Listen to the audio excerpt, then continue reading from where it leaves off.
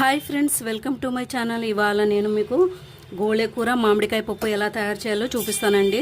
రైస్లోకి చాలా బాగుంటుందండి ఈ పప్పు.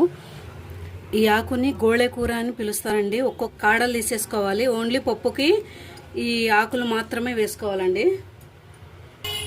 ఇలా ఆకులన్నీ ఒలిచి ఒక ప్లేట్లోకి పెట్టేసుకుంటున్నాను. ఇలా ఒలిచి పెట్టుకున్న ఆకుల్ని ఈ నీళ్ళల్లో వేసుకొని కడుక్కోవాలండి. ఇందులోకి వేసుకుంటున్నాను. పచ్చిమిర్చి ఒక 6 వరకు తీసుకుంటున్నానండి.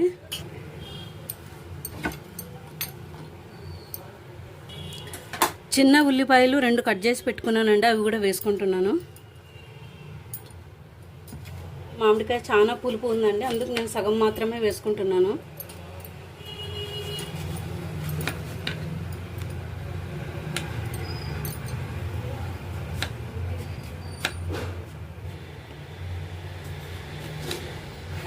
ఈ మామిడికాయ ముక్కలు కూడా ఇందులోకి వేసేసుకుంటున్నాను. కొంచెం నీళ్లు పోసుకోవాలి. 3 స్పూన్ల కందిబ్యాళ్ళు తీసుకుంటున్నాను.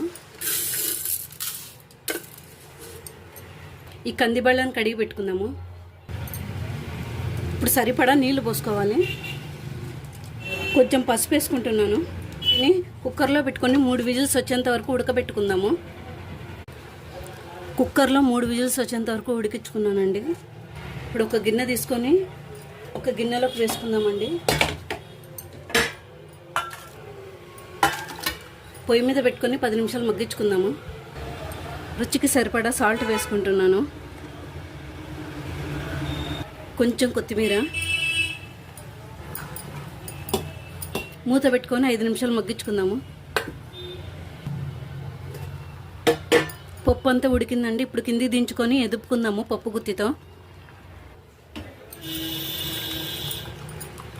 ఇప్పుడు ఈ పప్పుకి తిరగత వేసుకుందాము.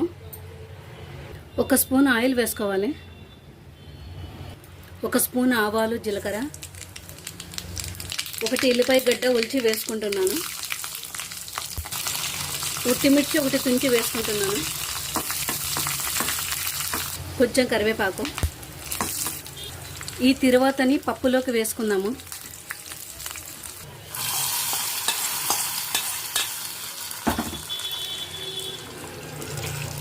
ఇంతేనండి, చాలా టేస్టీగా ఉండే గోళే కూర మామిడికాయ పప్పు రెడీ అయిందండి.